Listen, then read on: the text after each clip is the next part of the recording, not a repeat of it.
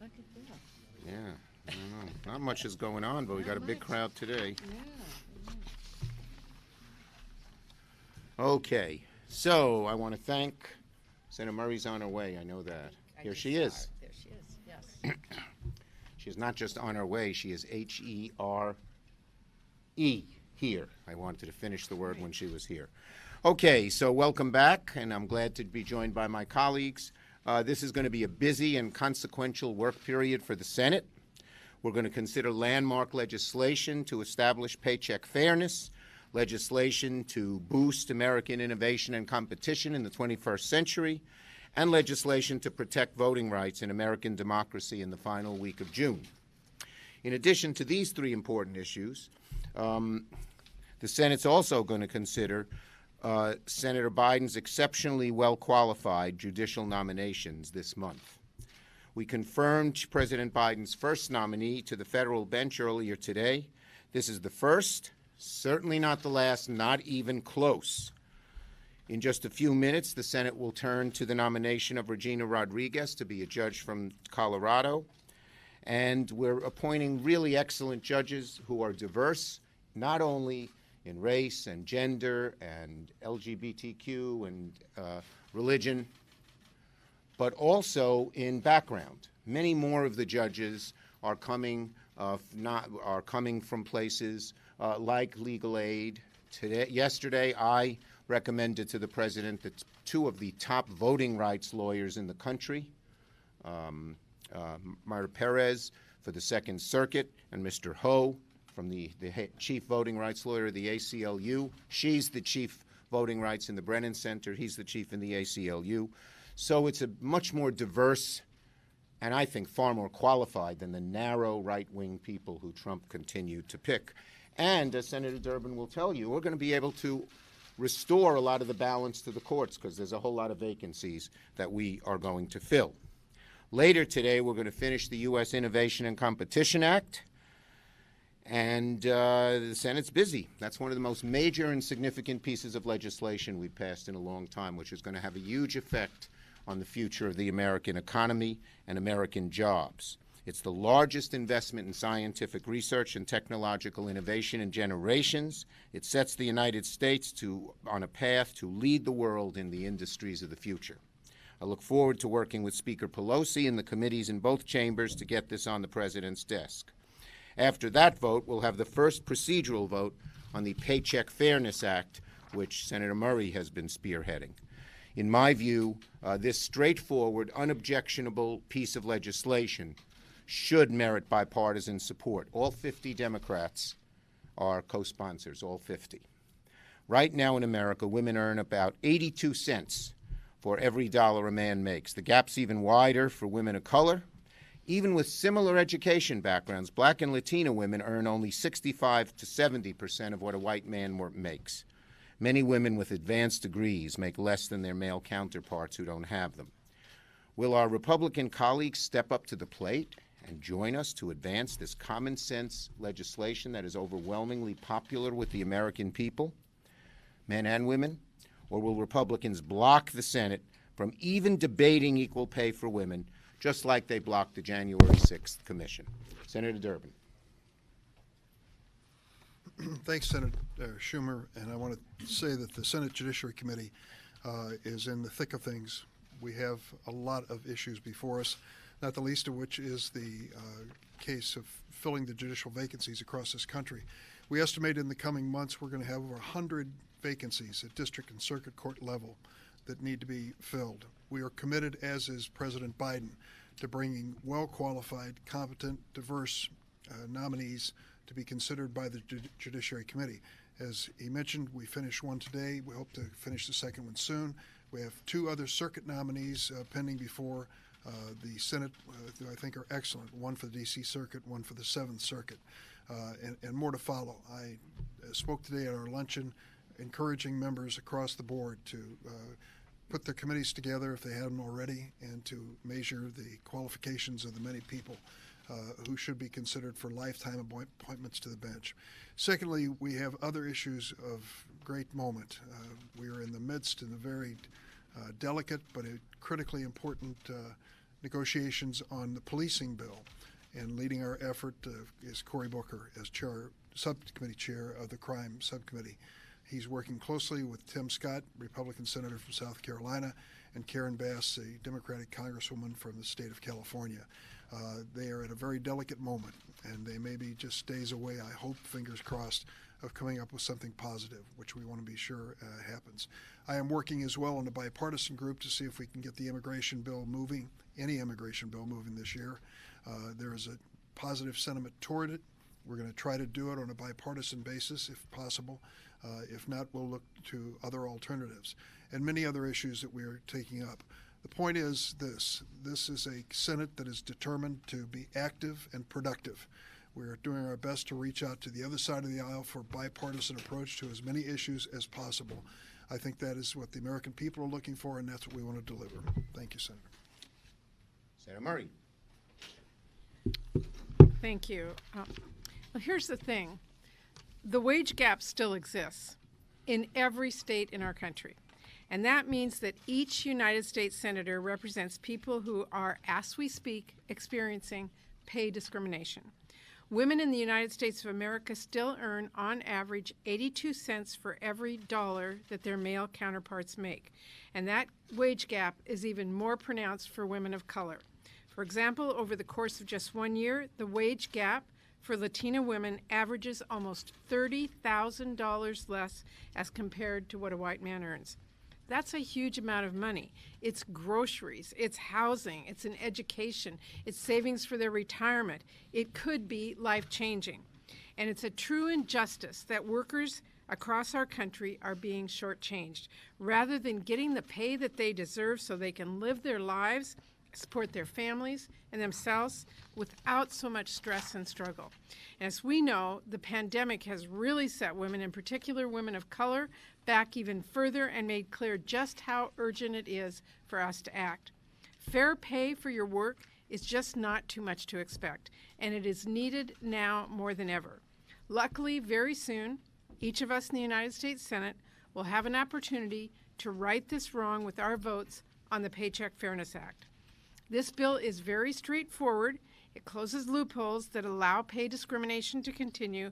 It protects workers from retaliation for discussing their pay. It limits the use of prior wage history in the hiring process so that pay discrimination can't follow workers from job to job.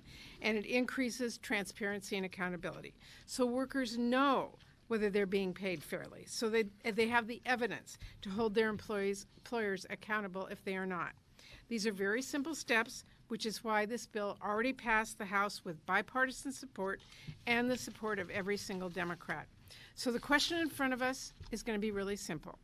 Do you believe every worker, regardless of who they are, should be paid fairly for their work, or not? I know they should. I know that's what Senate Democrats agree with, and I'm really hoping that Senate Republicans listen to their constituents who are experiencing the same wage discrimination ours do and vote for this very long overdue solution that will help women, it will help workers, and it will help our economy as a whole. Thank you. Thank you, Senator Murray. Senator Stabenow. Well, first I Part want of the orange yes, group that's right. of this leadership as opposed to the blue group. Well, first I want to thank. State colors, blue and orange. Just ignore him. Don't. Try as you might. Well, first I want to thank Senator Murray for her work over the years. This is a really important day. It's going to be a really important vote. And frankly, women in Michigan and across America have been waiting long enough. It's time to pass the Paycheck Fairness Act. Consider a Michigan single mom who's raising 2 young daughters. Last year's been tough, trying to do her job remotely, keep track of the kids in terms of school. Meanwhile, if she's anything like the average American woman, she's earned just 82 cents for every dollar earned by her male coworkers doing the exact same job. And if she happens to be a woman of color, she's probably earned a whole lot less. This wage gap means that by the time she retires, she will have earned at least $400,000 less. $400,000 less than the guy in the next cubicle. That's money she could use to pay the bills, save for a down payment on the house, send the kids to summer camp or music lessons for her daughters. And when it comes to retirement, that missing $400,000 even means she receives less Social Security benefits. So this is serious for women in this country. It's unfair, it's wrong, it needs to change now. Now is the time to pass the Paycheck Fairness Act. You know, in Michigan, we tell our daughters that they can be anything they want to be when they grow up. Let's make sure that includes being paid as well as our sons. This question, the real question today is, will our Republican colleagues join us? Will our Republican colleagues join us in standing up for women in this country? I hope they will. Thank you, Senator Stabenow. Questions? The committees this morning put out their January 6th report. I'm wondering how what's in that report and what's not in that report will affect how you'll push for a commission going forward. Well, we do believe there ought to be a commission to go forward. They almost assiduously avoided the two words that are vital to finding out what happened on January 6th. Donald Trump. The Republicans reportedly didn't want any mention of him at all. And to find out, I think we should find out if other members of Congress participated in this as well. So there's a whole lot. They did a great job on the report, but that deals with the immediate security needs. There's a much deeper and more important, or just as important, story as to how this happened, who was responsible, and what should be done, both to bring them to account and to make sure it doesn't happen again. Yes? You talked about a lot of bills that you're going to bring to the floor, or try to bring to the floor in the next few days, next few weeks, but you didn't necessarily say you're going to pass these bills besides the China and Science Technology bill. Is it really the Democratic agenda? Won't we know here in a couple of weeks if the agenda is stunted?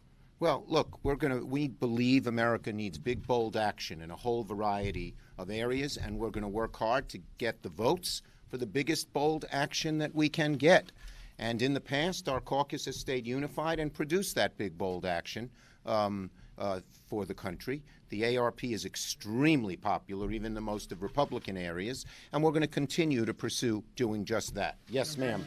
Yes, ma'am. President Biden has presented Congress with a budget that proposes running $14.5 trillion in deficits over the next decade. Will Congress ever balance the budget? Yes or no? Well, the president's proposal does have pay-fors in it that balance the budget. Now, he wisely, in my opinion, had a 15-year stretch out of the pay-fors and only an 8-year of the spending, because when your economy is in a hole, as COVID has put us in, you need to get that money pumped into the economy. But I believe, I believe that he's doing the right thing. Yes, yes. Get a heads up from Senator Manchin about his op-ed over the weekend, and what is the path forward on voting rights? Okay, let me answer both. First, I don't talk about my private conversations with Senator Manchin. We will vote on voting rights legislation, bold legislation, S1, when in the last week in June. Now, is it possible we might change a few things here and there? We're going to do it. We've had discussions with Senator Manchin, and they're continuing. Yes. Assuming that the U.S. Innovation and Competition Act passes today, what do you expect the House to do with it? Is there going to be some major changes? I've already talked to Speaker Pelosi and Congress member Eddie Bernice Johnson about this. The House proposal is closer to the final product that we put forward on the USICA. It is no longer called Endless Frontiers Act. Now, I love that name, but some people thought it had to do with covered wagons or something. So we changed it to USICA, United States Innovation and Competition Act. And so as USICA has moved forward, it's come closer to the House bill. It's in President Biden's agenda, and I'm quite certain that we will get a really good product on the president's desk. Yes. On voting rights, Senator Manchin says that he favors the Jonathan Woods Voting Rights Act. Would you bring that legislation to the floor? Well, I don't know if you heard, but Speaker Pelosi put out a letter to her colleagues just a couple hours ago that said S4, because of its constitutional difficulties and upcoming court cases, will not even be ready by the fall. So we're going to put S1 on the floor. As I said, we're open to changes and modifications as long as it does the job. Okay? Last question. No, not you, Manu. Thank you. You had one last week. Are you confident that this bipartisan group of senators, including Senator Manchin and Senator Sinema, who are working on a new infrastructure proposal, will present something that reflects the views of your caucus? Well, look, we're pursuing a two-path proposal. On the one hand, there's bipartisan negotiations, and those are continuing. The first were between President Biden and Senator Capito with just Republicans. Those seem to be running into a brick wall. But a bipartisan group led by Senator Sinema, and I think Senator Portman is the lead Republican, are trying to put something together that might be closer to what the president needs. And so that's good. But that's not going to be the only answer. We all know as a caucus we will not be able to do all the things that the country needs in a bipartisan way. And so at the same time, we are pursuing the pursuit of reconciliation. And that is going on at the same time. And it may well be that part of the bill that will pass will be bipartisan and part of it will be through reconciliation. But we're not going to sacrifice the bigness and boldness in this bill. We will just pursue two paths, and at some point they will join. Thank you, everybody. Thank you. Hey, Senator Durbin.